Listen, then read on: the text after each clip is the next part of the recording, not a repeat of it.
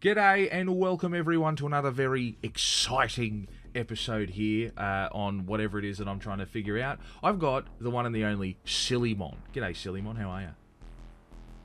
G'day guys, how you going? I'm pretty good, mate.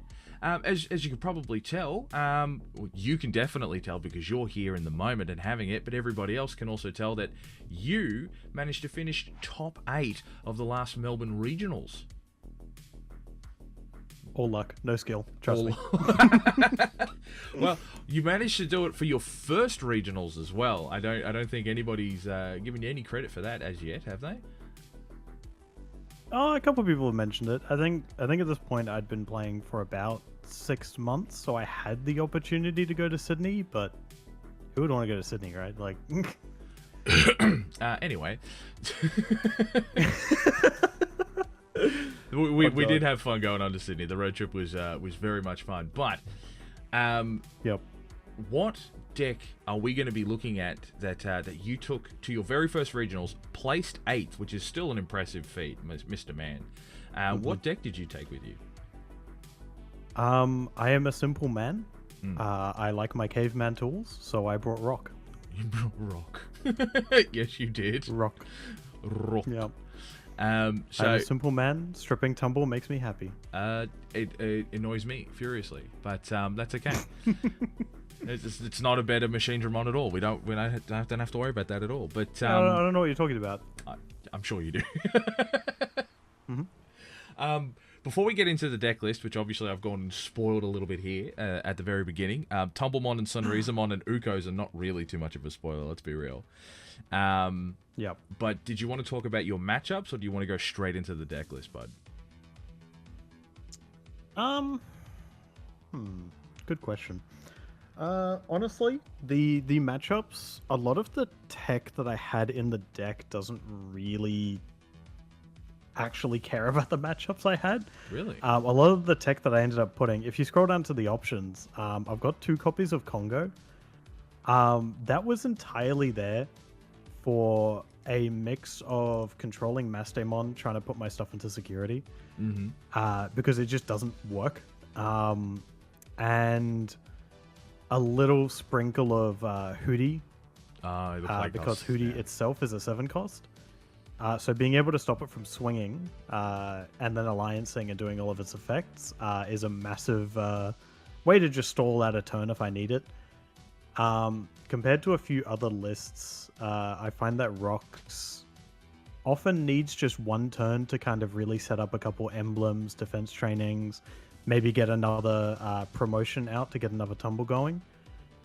So if you're able to give yourself that extra turn, it makes your next move a little more likely to succeed. Okay. So no notes on the matchups then? There was one situation where Congo actually won me a game. Oh, really? Oh, wait, no. I was think up you told me against, about this one. Yeah.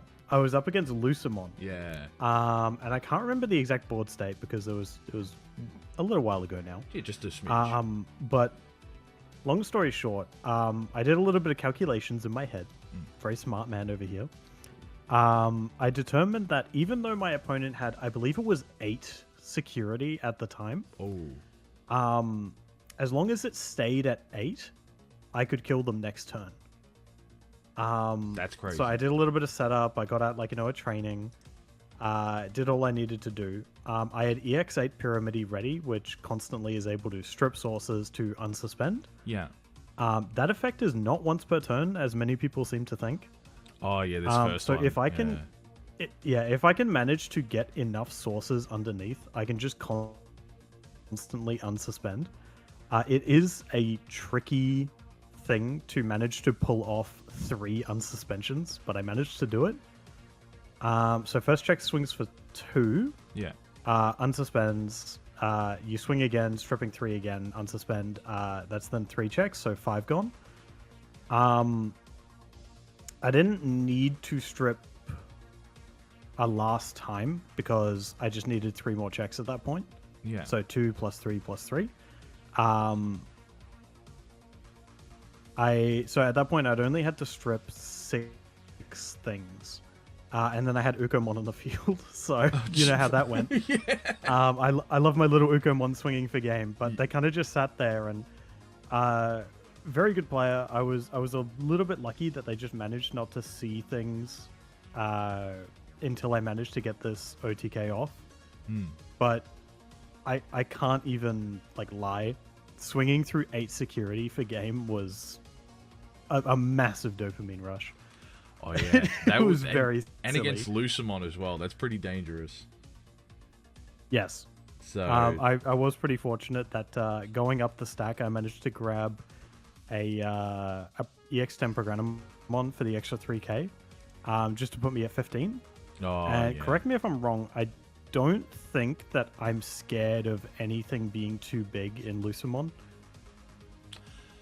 I think everything is 14 or below. I think you're right. I think you're right. And I'm not entirely sure 13. I think it's what Satan options they could be mode is running. The only one that's 16, yeah. Yeah. There's X antibody that's 14 as well. Yeah.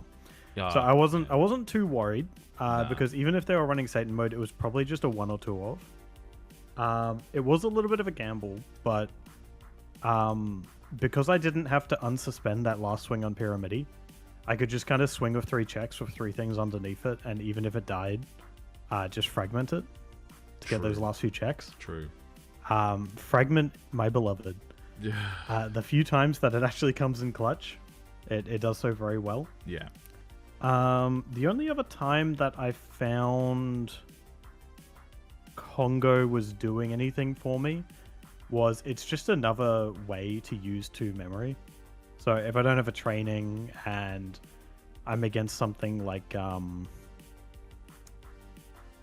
something that I know can go a bit crazy if I give them just too much memory, like let's say a Hootie matchup, which I didn't end up going against, but for example.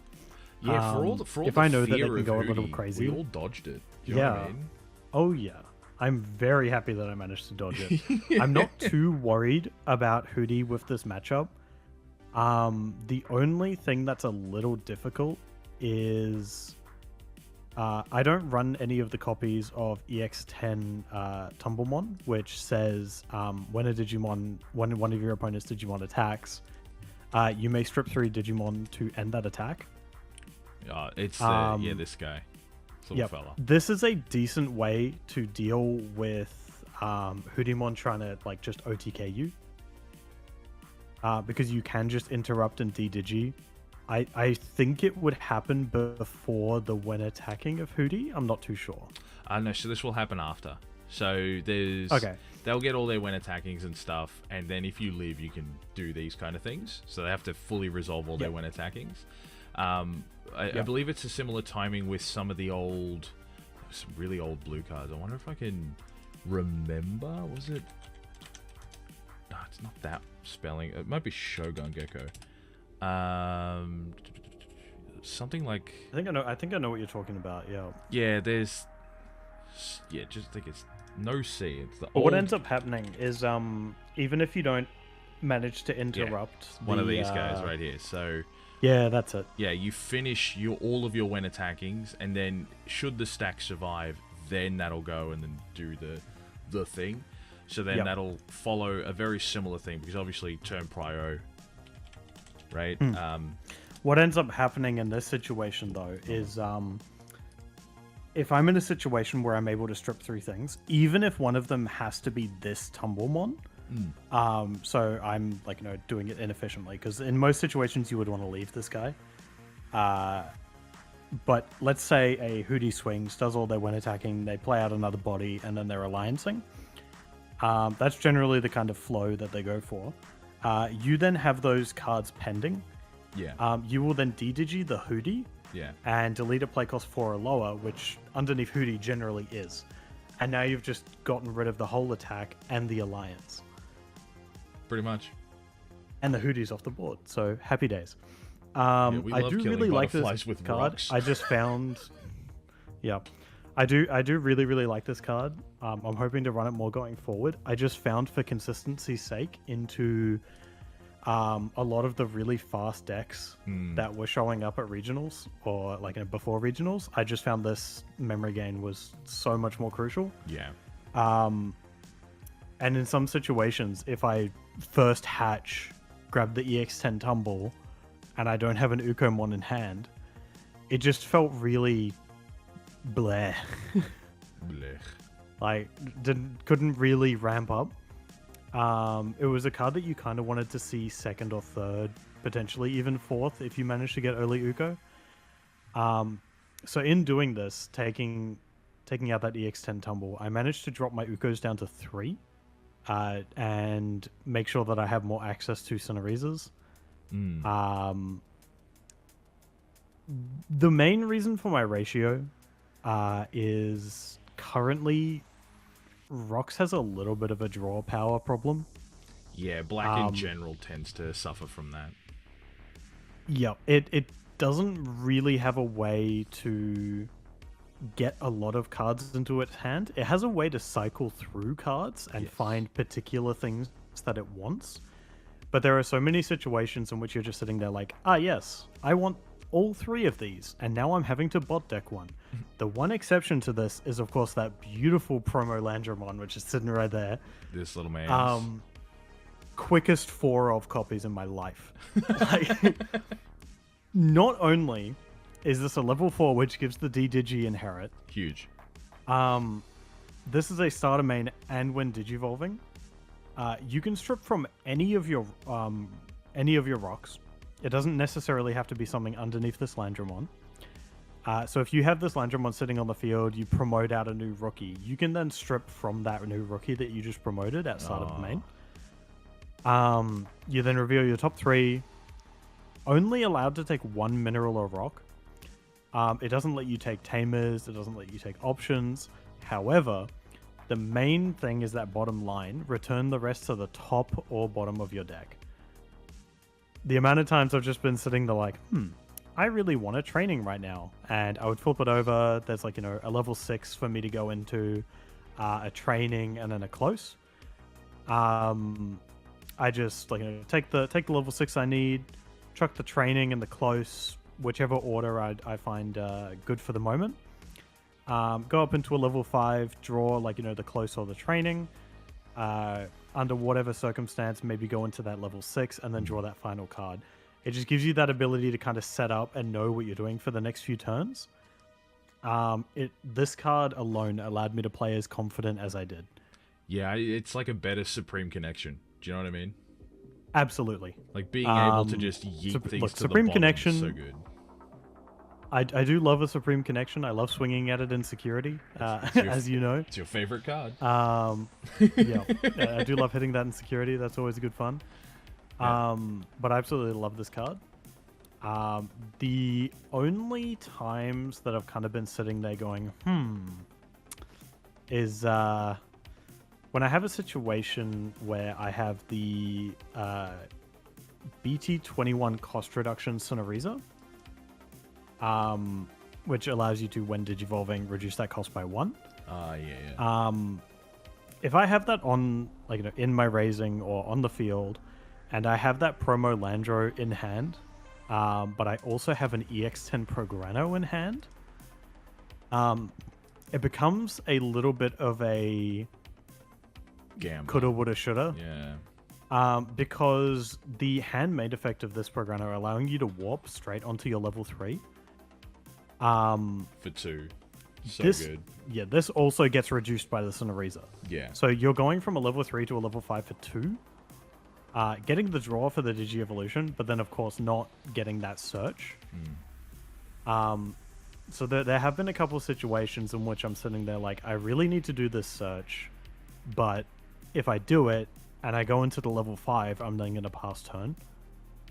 I remember discussing this with a good friend of mine, kind of being like, what mentality should I have with this kind of card? Because at the time I was still relatively new to the game. 6 months, right? They told me a story. They told me a story of when they were having issues with some of their lists and they didn't know how to act in certain situations. And they asked a certain Magneticdramon player. Hmm. And I distinctly remember there being some kind of a tune, such as "Be aggressive, be aggressive, be aggressive, be aggressive." And at that point on, that was simply because I had to ask you, well, how do you want your deck to play? Do you want it to play offensively? Yep. Do you want to play control? What do you want to do? And you were just like, oh, I like aggro. And then I just, I had a song for that. Yep. It's like majority of the time, just warp into that level 5 for 2, strip out a Tumblemon with its effect. Now it's a 1 cost. Yep. Like, the amount of decks that can do that is, like, you could probably count on my hand. I think at this current time, Liberators are the only ones with a warp this strong. I mean, directly as printed, yes. I would definitely say, like the Geel Engine stuff, any purple red good stuff that uses that because of the delete memory refund is pretty on par. Do you know what I mean? Like, it's sideways, but it's very similar. But you're right, you can count those decks on one hand. Yeah. The only other thing that immediately comes to hand to, like, even remotely compare to would be the latest iteration of the Omnimon decks. But even then, half the time they're sending you to like 5 memory to do that full combo. Yeah. Rocks can be on 3, build up to a magnetic, and laugh in your face. And they have. Repeatedly. Yep, exactly. And it sucks. The one thing that kind of comes up as a little difficult with doing that warp is your consistency of your tamers, because you require having a close on the field for this to, like, for it to even be an option. Also the same with the warp on magnetic, it requires a close on the field. I gotta stop originally, right-clicking. This is not Digimon Dev, man. Come on, get your shit together, guys. What are you doing? For the longest time, I was running only 6 tamers, 2 of each. Really? I then messed around with running 3 of the memory setter and 1 of the promo. EX10 close at a glance isn't as good as the others, but you can use it as a pseudo scramble. And the main time it comes in handy, because it is a start of main effect. Yeah. You can't use it before you're raising, but there are a few situations in which you have to fully commit a raise 1 turn, and having this close on the field lets you know that even if this turns out badly, next turn you can play out a Cinereza even though you haven't hatched yet. Yeah, especially if you're able to turn around and grab, because obviously we've skipped over to the deck profile bit here. Yeah. But I believe is it this fella that is the best one? Yes. This is your best searcher, the EXA, in right? most situations, yes, it's your searcher. Yeah. There have been a few situations in which I already have everything that I need to get going, to which I can play out the cost reduction, go for a warp play. Yeah.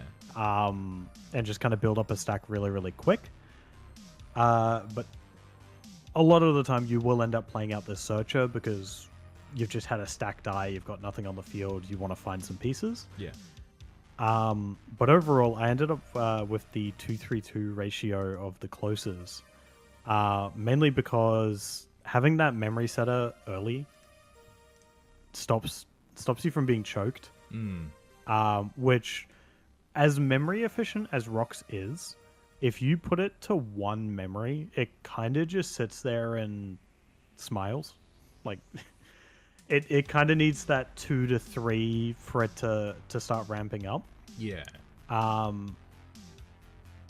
The exception, of course, being you have a level 3 cost reduction Cinereza, you go into the warp and then you strip tumble. Then it's a 1 cost play, so even if you're on 1, you can keep turn with it.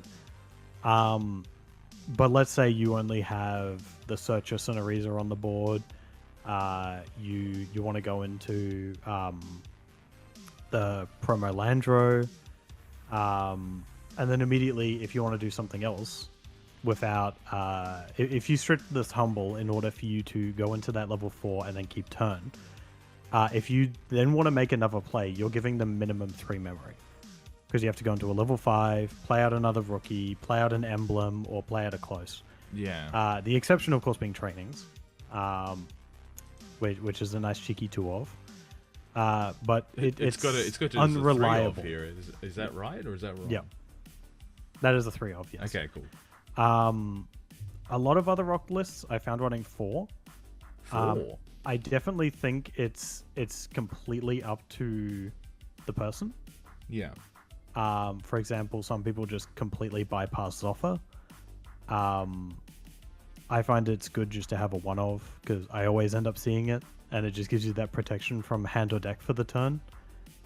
Which if you're up against, I don't know, Hexablow, a lot of yellow decks, anything that you're not too sure. I mean, like whether you can keep it. And that extra 3k has helped me a couple times as well. Yeah, this is basically your final Zubagon punch, but without the plus to security attack. Yes, which I felt wasn't necessary because I could get it from the EX8 Pyramidi, and as is, a magnetic by itself can check 4 security. Oh, yeah, because you trash when attacking, when Digivolving. Yeah. True. So when Digivolve into the magnetic, strip 3 to trash top security. And shoot a guy. Yes, and delete the Digimon. I'll come back to that later because I want to talk about that. Okay. You'll just delete 1 when you're going up. Let's say you have a close on the field that allows you to grab a couple more things underneath it. When attacking, stripping 3 again, tucking 3 back under. You'll then unsuspend, trash the top, and then check once. And then do the same thing again when you swing trash. That's 5 security gone. A lot of the time, you'll only end up being able to get around 4. Yeah. Just because if you end up doing the stripping 3 when Digivolving, sometimes you can't quite do things in the order you want. But reliably, you can get rid of 4. Okay. I found that Final Zubagon didn't really give me anything that I wanted there, because even if I give this security attack +1, if they have 5 security still, what ends up happening is you trash 1, you swing at 2, then you unsuspend, you trash 1, they still have 1 sitting there, so that like extra security attack doesn't end up doing a whole lot. It is pretty reliable. I just found I'd rather have the protection for my stack to keep them around 1 turn longer. Yeah. I think the only thing your stack's really not immune to, I think, because we were talking about this the other night, it's basically just DP reduction, because obviously we're getting in the new Icemon very soon, which will have the de-digivolve immunity as well as the bounce protection. So how that's going to look in your future list will be very exciting to see. But I won't reveal my secrets. Well, no, because I already know you've changed this list like 2 to 3 times since the regional. Yes, just for a little bit of fun, but I would still stand by this list as being pretty consistent. The only thing that I would say I wish I changed before I went in was if we go to level 5s, I find that 7 off is a little too much. Really? I'd probably have just 2 of the EX8 and keep 4 of the EX10. There are a few situations in which this EX8 Programmon is pretty useful. It has Fragment, whereas the other one does not. That is true. So for the cases of, you've gone from a level 5 straight onto Magnetic, and someone tries to de-digivolve you, then delete you, if you have this Programmon, you at least have Fragment, whereas the other one doesn't. But it not having any form of any form of like when Digivolving or when attacking effect, or the ability to warp, I just found so many times I'd just be sitting there with 2 of them in hand, thinking, okay, this is the next best play I can do, and then I draw one of the EX10s and immediately just go for that. Yeah, it's just so much better. You go up for the same cost. You then give yourself 3k collision piercing, so you can do a little bit of board wiping if you need to. You can strip tumbles with this. Our Lord and Savior Tumblemon, which then just constantly reduces the play cost. It's just, and it has the exact same inheritable. Oh my god, it is an on-play as well. Yo, what? Yes. The And it's only not once per problem turn, with on-play excuse me. is that until we get the new close from EX11, Yes. there is no way to on-play tuck something underneath yourself. So if this is the only thing you're playing out, you can't trash something for that effect. That's still kind of, you know. It's still doable, but for a 7 cost, it's like you'd probably want to just play out the EX10 Landro instead. Which one's he? Because it it's essentially the sand one just there. Yep. Yeah, and it looks like he's eating. The one that's eating sand.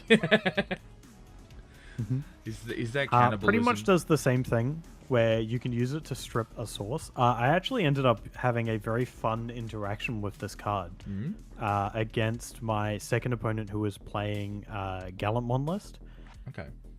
During that turn, they managed to go up into a Gallant X stack, which, as long as you are below 0 memory, your Gallant X is immune to Digimon effects.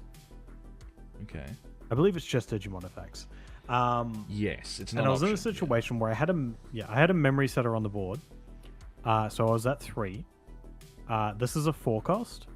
I had a stack with Magnetic on it, so even if Magnetic had swung and then attempted to delete Gallant X, it wouldn't have done anything. Yeah.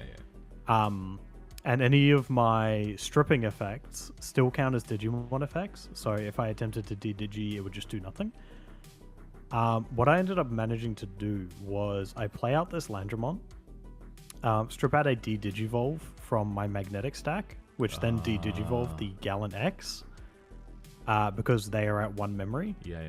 And then if you scroll down quickly to the EX10 close, the armpit close. Bottom effect of that, yes, our favorite armpit girl. When effects trash any of your mineral or rock trait Digimon Digivolutions cards, suspend this tamer to gain 1. So I play out the 4 cost, put them to 1 to de-digivolve the Gallant X, and then suspend this tamer to keep turn. And then when I start doing my effects with, Magnetic, manage to delete the stack, and then play around with memory because I had 3 tumbles active at this time.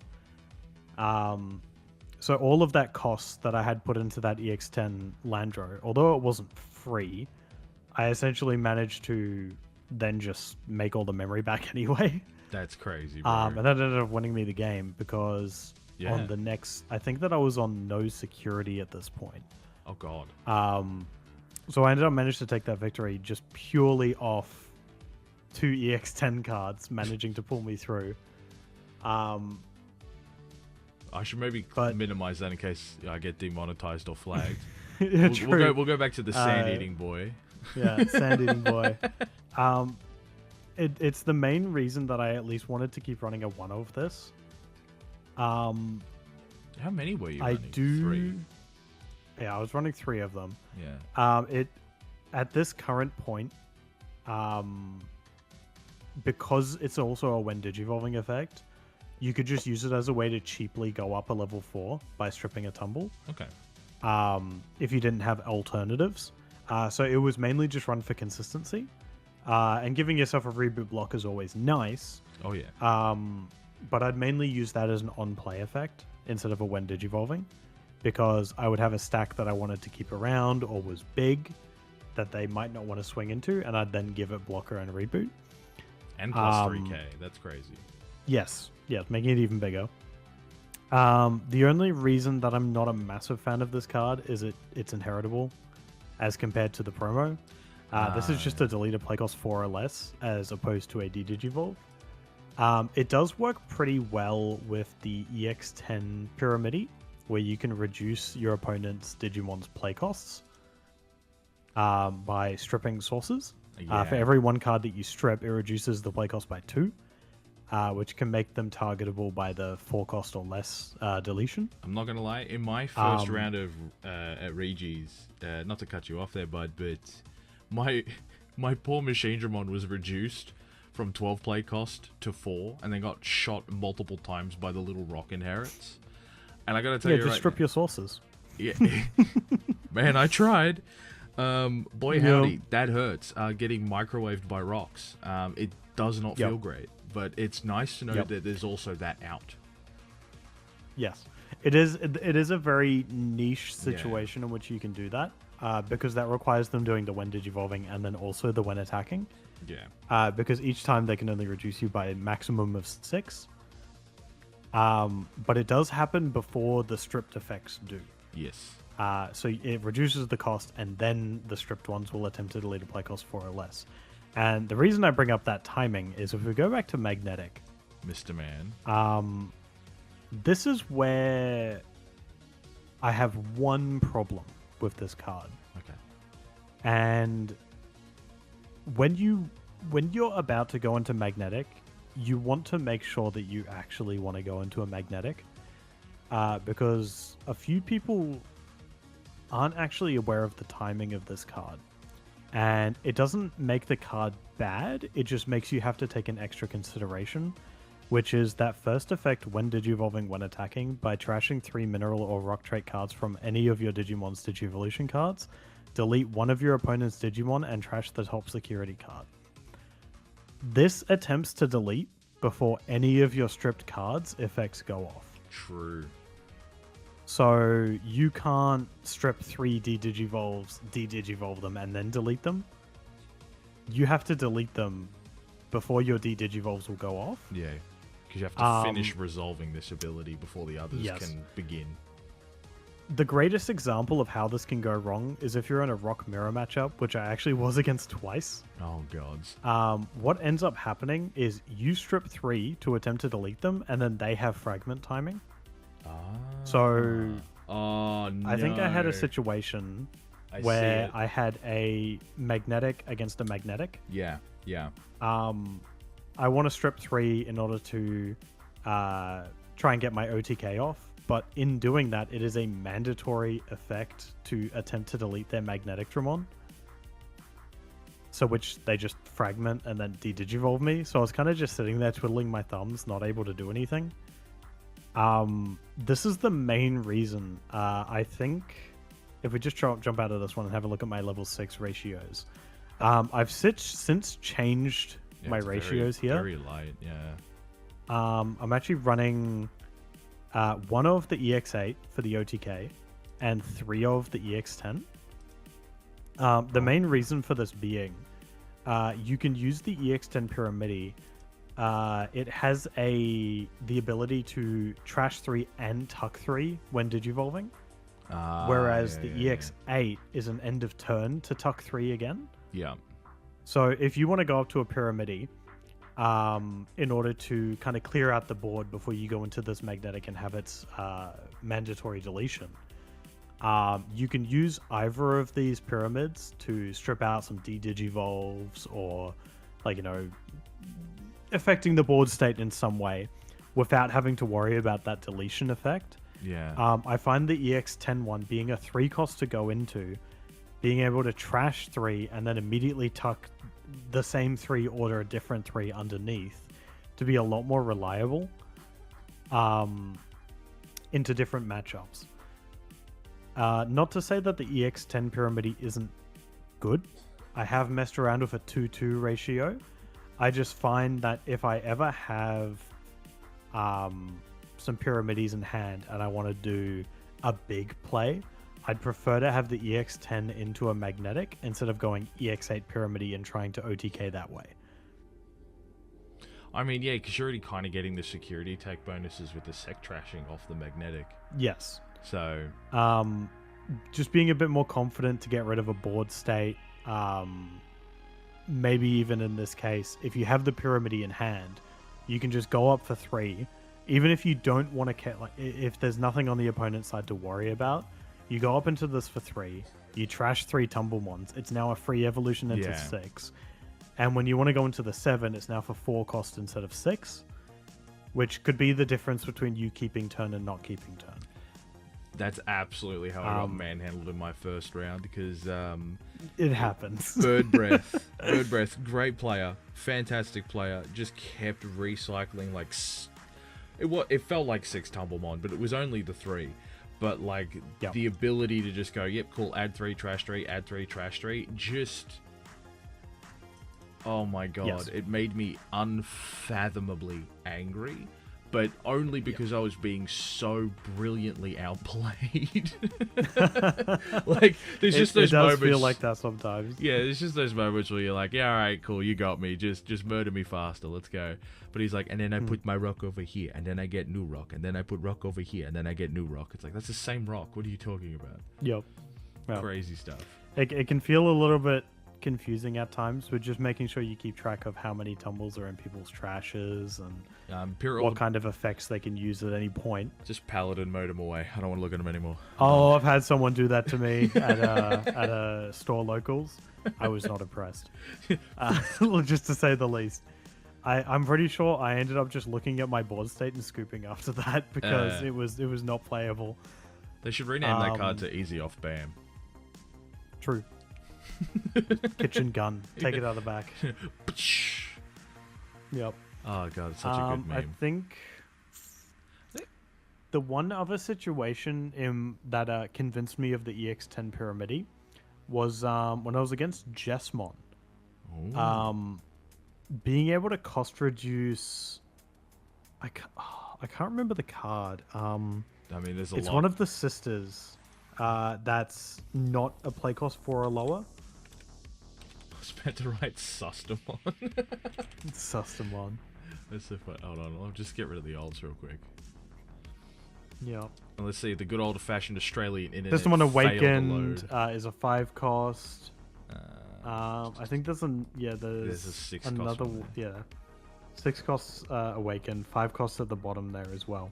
There's a couple of them in which you just can't delete them. Yeah. And Jesmon was actually, I think, my 5th matchup. So my 3rd last one. It was the matchup that I was actually the most, I don't want to say scared, but aware of going into. Because I have gone against Jesmon a couple times. And we're both decks who want to go fast, but do it slightly differently. Luckily for me, this Jesmon player, I don't believe was running Ganku and Ganku X just to give themselves immunity on everything. Oh my god. It was definitely more of a traditional pure Jesmon list by the looks of it. But I think in both of the games against them, they ended up getting like 5 bodies on the field. Jesus. If you take the time with rocks and just plan out everything a little bit, I've discovered you can board wipe 5 bodies. Oh my god. I can't exactly remember how it happened. Yes. But it was predominantly cost reduction, the Sonoriza, Landramon effects, and then using Magnetic to then get rid of the Jesmon stack at the end. Oh my god, yeah, because there's like 5 inherits. Like the Sunrizas and the 2 Landers, they all have it. That's 5 loaded pistols, bro. Mm-hmm. The only thing that's a little tricky to deal with was the Nth Rene Ampor token. Oh, yeah. Because it doesn't have a play cost. It does not. So I think what ends up happening is, I think I ended up actually de-digivolving the Jesmon stack a couple times. That'll do it. I reduced the play cost when digivolving on the EX10 Pyramidi of one of the system ones that I had to get rid of. I then swung with the Pyramidi to reduce the play cost of what was underneath the Jesmon. De-digivolve it and then delete it. Yeah. And then use them when those got trashed to suspend promo close, use emblem, go up into magnetic to then delete the token and trash top security. And then they're just sitting there with nothing on board. They've just done their big combo. But it felt like that was a Holy Mary play. I got very, very lucky that I had the right things at the right time. This deck is a little prone to bricking, which I've come to discover the past few weeks. I've had a very unlucky few weeks. Rather ironic because it's all rocks. Yes. Got to build it brick by brick, you know? Stone by stone. Yeah. But got to build my new pyramidi by bricking. One at a time. But Yeah, one at a time. I do believe that once we get the new EX11 support, just the 3 cards that we've seen so far, the Sonoriza, the Pyramidi, and the Close, that Pyramidi, I believe, will just completely delete the EX10 Pyramidi. I don't think Digimon Dev's got the previews for those at the moment. That's I don't believe so. Let me see if I can... What ends up happening... See if I can dig around a little. Well, good. I'll let you get it up. That's what so I can talk about it. That's what she said. I can just send you like the link to it. Nah, it's alright. There we are. Alright. Ooh, okay, so... There they are. Oh, yeah, that's right. I really liked this art. I think this is such a, like... Okay, you know, I'm taking a quick aside. Look how static all the art is for these Sunrizamons. Like, they're just little dudes just hanging on the rocks. And this just feels like such a better dynamic use of the character. And you get to draw. I immensely like it, yes. Draw! Giving yourself draw power in this deck is gonna put it to that next level, I think. And the when moving. The when moving and the on play I'm not too impressed by. Most of the other Liberators that have this effect is a draw 2, but I believe the Inheritable makes it so it's a draw 1. Because it takes one of the draw power and then puts it underneath. Yeah, well, I mean, I think this solves the... currently, right? Because obviously you're going to get a new Proganamon. But it obviously solves when you're bricking for this. You're just like, yeah, nah, get rid of it, draw another one. Do you know what I mean? Yep. What it can also do is, when moving, let's say you want to be really, really aggressive. You put a Landramon into trash, and now you have a source for your EX10 Proganamon to warp. True. The setup. It does still require a close on the field, so I wouldn't say it's a turn 1 play. Or, sorry, like a turn 2 play when you're promoting. I mean, but it gives you the option to do it. It could. Because if you digi in the back into the new Suni, and then you play the close pass turn, then promote, bing, bang, boom, you probably could do that. It is the ability to play. I don't think it's that reliable, but it'll be interesting to test with. Yeah. I think the kind of current play will be... putting this in the back for nothing, and then either going into a promo Landro, or the new Iceborne promo that we're about to get. Will be really, really nice to have as well. The main reason that I think that promo Landro will be the way to go is because of the timing. If we have a quick look at the start of main, by trashing this card, like one of your mineral or rocks, reveal the top 3, add 1 mineral or rock to the hand, and place the rest of the top or bottom of the deck. This would happen before the new draw of that Sonoriza. So let's say there are 2 cards that you want. You can put 1 to the top. Like, take the one that you need, put the 2 back to the top in the order that you want, and then that Sonoriza will go off, giving you that final draw. So little fun kind of way to get 2 cards out of the promo Landro now. And then let's say you go into a level 5, you've now gotten all 3 cards that you search for. I think, are we still waiting on rulings for when this happens? I think this still happens in breeding, does it not?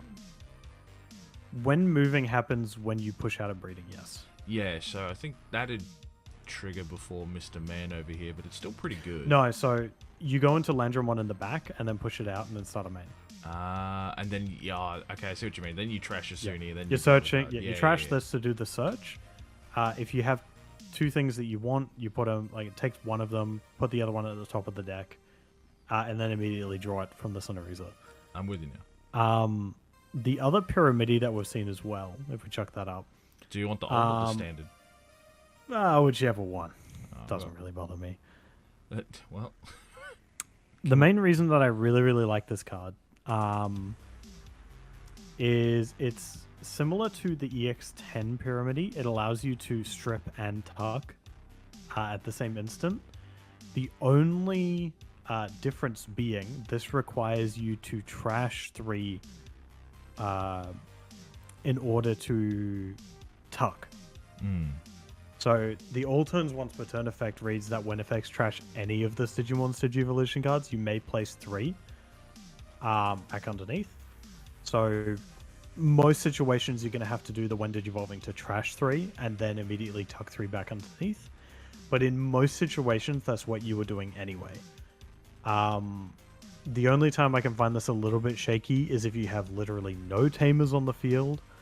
You went into a level 5 and you only have like 2 things underneath it because you did the when digivolving, and then now you don't have 3 things underneath. But it's such a rare case that that would happen. The fact that this has reboot and can get blocker inheritable from the new Icemon will just make it better, in my opinion. Oh yeah, 100%. And what this Pyramidi ends up doing that's a little different than everything else is deleting your opponent's highest play cost, Digimon or Tamer. Yep. I'm gonna need a little bit of a ruling on this. I'm gonna have to double check with some what's it called? Judges. Some judges. Whether this lets me decide if I can target Tamers over Digimon, or if it's just the largest thing on the board. So you choose Digimon or Tamer, then you choose the highest play cost of either. I've had a little bit of a mixed bag on what people think that this reads as, because it says in the one sentence, delete one of your opponent's highest play cost Digimon or Tamers.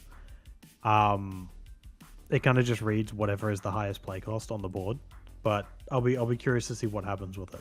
I mean, it feels like a lot of the old Blackwall Greymon Tamer hate, where it was like delete Digimon or Tamer, and most people just choose to delete Tamers because Tamers can't usually be interacted with, so getting rid of them is valuable. Yeah. The only thing that makes it a little sketch iffy is because it says highest play cost. If it said highest play cost Digimon or their or highest play cost Tamer, then it would be 100%. It's one or the other.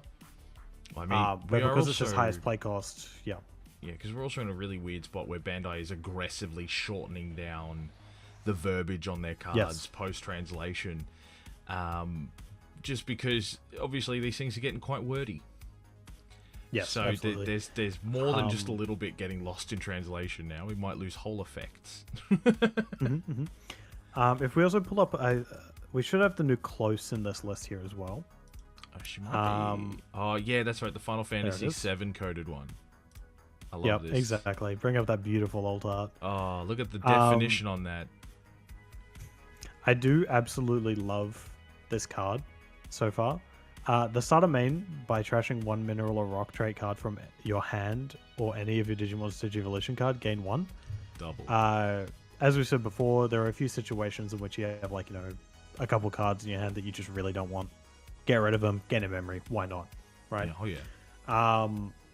You can also use this on the draw once in a reserve. Of course, you could use this on the gain memory tumble. Just to gain an extra memory here and there. The main reason I love this is the all turns effect. When your Digimon are played or Digivolve, if any of them have the mineral or rock, suspend this Tamer may place 1 mineral or rock from your hand or trash as any of those Digimon's bottom Digivolution cards. If you recall before, yes, I do. I was saying that currently rocks have no way to utilize their on-play effect if they're the only thing on the board, because they can't get a source underneath. This fixes that. Yes. And although I don't believe it'll be the greatest course of action, it will allow you in those crutch moments where, let's say, you have a memory setter and promo close that gains you 1, or even this close on the field that gains you 1 by trashing something from your hand. You then play out the EX10 Prograno or whatever else you need to, putting them to 3 memory, but using that Tamer to then tuck under another form of D-Digi and to get rid of a imminent threat that's on the board. I mean, look, let's be real, right? Like, DM is an engine that runs around a lot, and that tucks a lot of face-down cards, right? Even in casual tables and stuff like that. We've got the new Millenniumon promo coming out that's also DM traded, that can work really, really well in those X-Tyranno mid-range control suspend bot deck kind of decks as well. So being able to just on-play sneak in a cheeky D-Digivolve could actually just remove an entire stack, like X-Tyrannomon from EX9, and then you're bypassing Fortitude. You've actually done some proper removal. So it's not nothing. I think it's definitely going to be a creative play space for sure, Mr. Man. Absolutely. The one thing I'm really excited to do with this as well is if I on-play this and I suspend that close to tuck something underneath it, Emblem sees that. Yep. I'm seeing you, buddy. I can then... So let's say I've played this for 7 when I'm on 4. I put you to 3. Yeah. Right. I tuck something underneath it. Let's say it's pretty late in the game. I have 3 active tumbles. I then use that emblem to go into EX10 Pyramidi. Oh. To tuck 3 tumbles underneath it and then immediately strip them to get turned back.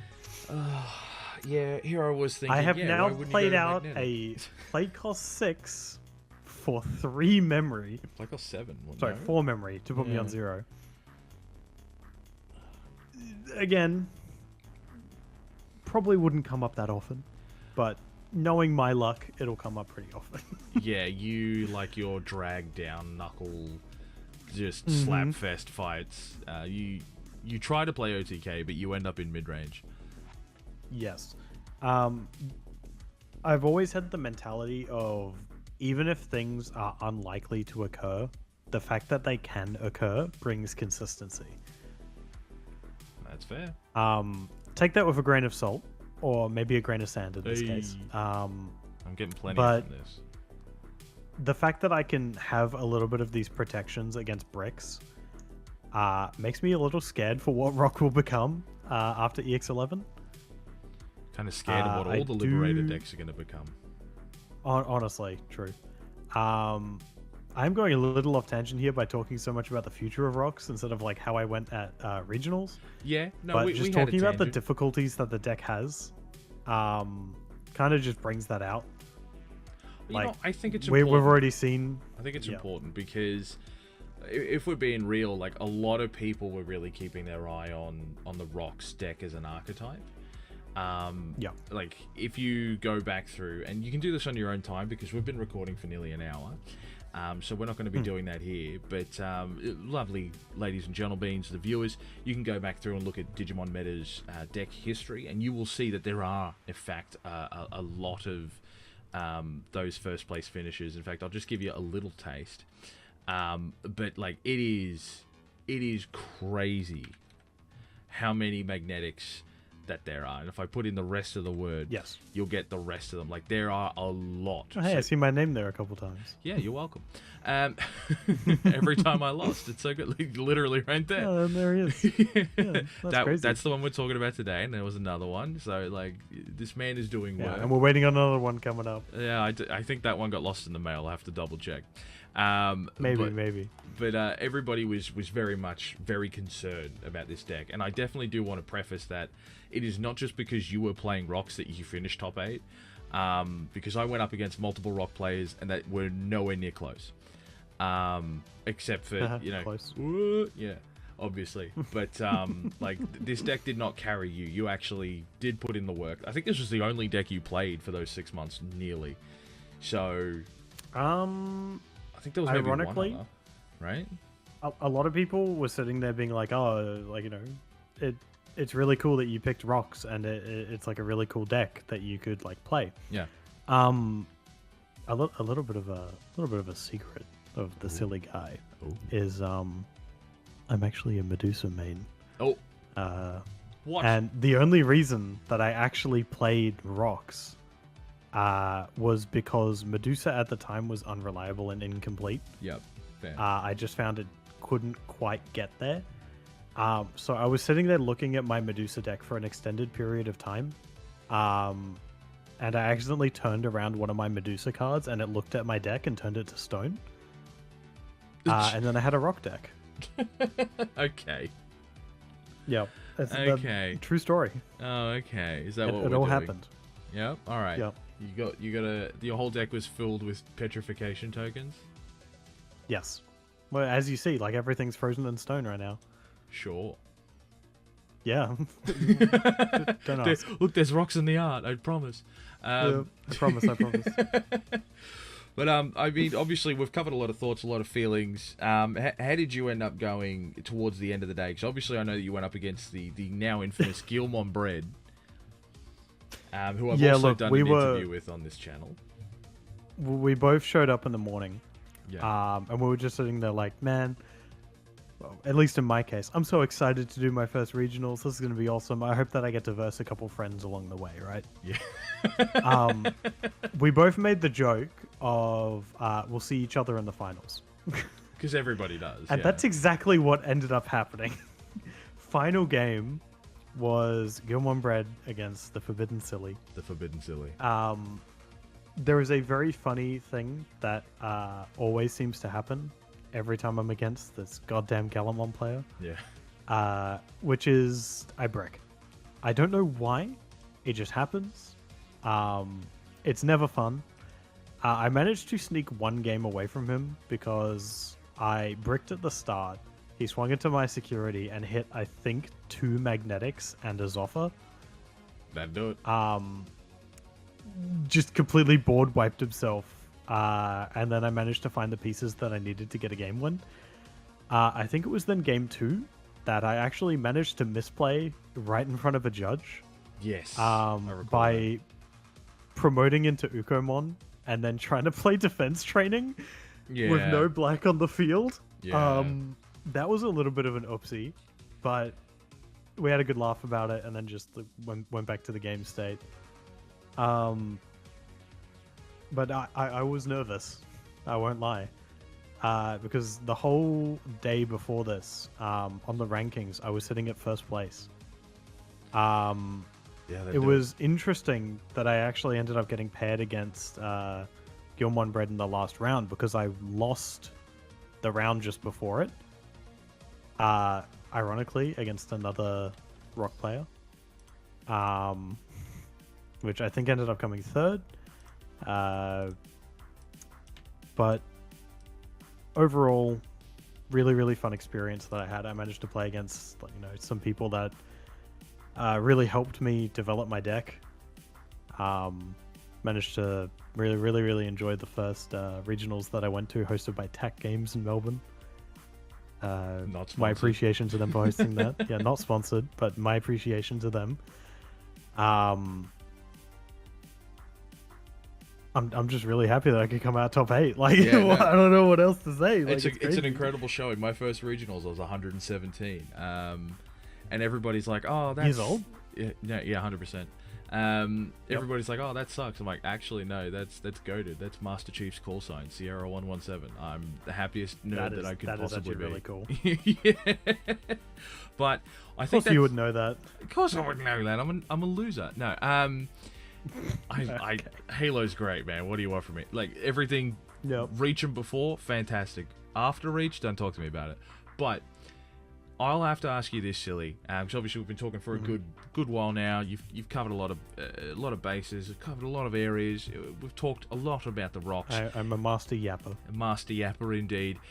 Is there anything else that you'd like to say for your closing thoughts on rocks that we didn't already cover by going through all those other cards and things?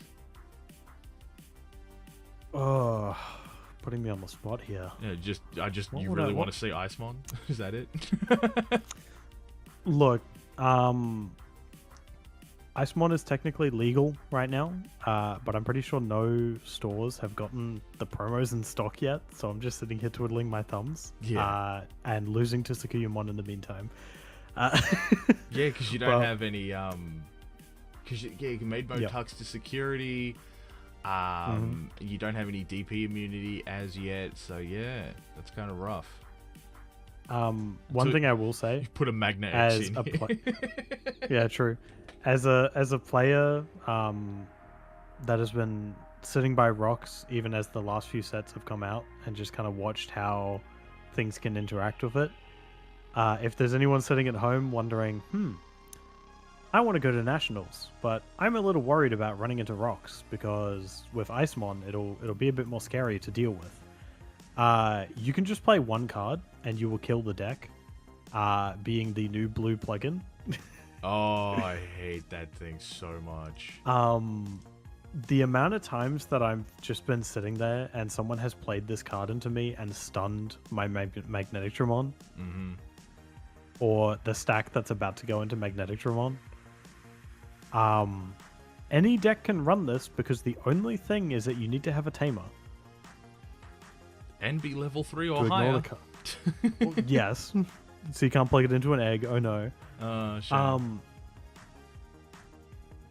This stops rocks. Yeah. And even if it seems like it's only for one turn, that's more than enough. Sometimes that's enough. Yeah. Exactly.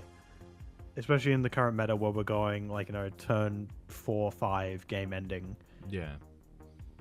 Or even sooner sometimes if you can get the nice high roll. Exactly. If people manage to find the spot to run one or two of these, if you go up against rocks, most of the time this is a good way to hop on the brakes. Yeah. Any form of stun will do. Sorry, excuse me. Any form of stun will do. How dare you, silly. But this is the most consistent way. Yeah, 100%. I think that more people should play Hexablaumon into rocks.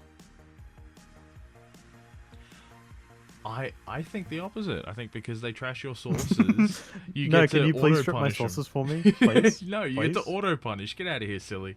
Please, please, please play Hexablaw, guys. Judge, please. she's being silly. I hear again. it's getting new Ice Snow support. You should play Hexablaw. It's not. It's going to be Scardy, mate. It's not going to be Hexablow. But anyway. Yeah, but you can run Hexablaw. You can. It's a good card. But I think we ought to leave it there, Big Bud. Awesome. So thank you for your time today in running us over your deck list, running me over with your deck list at locals, and yes, thank you. And giving us all your thoughts on the rocks. Obviously present and future. We obviously didn't go over exactly all of the ratios and things like that, but you can obviously understand that the man knows what he's talking about. You may direct all of your comments towards Sillimon TV, I believe. Is that the patent pending? Patent pending, yes. Wherever you may find it, you may find a link down below when that is available. We'll update everything accordingly. But in the meantime, if your channel's not available, Silly, where can people find you if you wish to be found? Look, I can be found in the corner of everyone's minds. Just that little monkey with symbols going clash, clash, clash. I thought for sure you were going to be telling you to swing for game with Ugomon. Yes, I thought for sure you were going to be like, I'm by the dumpster at the back of the Hungry Jacks. Just eating the garbage. The one final thing that I'll sign off with is make sure to stay hard, strip your Tumblemons, and swing for game with Ugomon. Like a real man. A real man. Exactly. A real man. Exactly. You get it. All right, well, thank you for your time again, big buddy. And I look forward to running into you, at least before you disappear out of the state. And doxing me. Well, I haven't given any specifics, so I'm not going to give any specifics, but it would be lovely to see you again before I can only visit you via the Discord. Yes, exactly. So thank you so much for having me. Of course, my guy. I look forward to having more conversations with you in the future, because that's how friendship works. And I know it was the rocks we made along the way. I'm gonna wrap this one up now. This is Sillimon TV tumbling on. Oh God. I'm done. Get out of here. Go watch something else. Okay, I'm sorry. Have fun. See ya.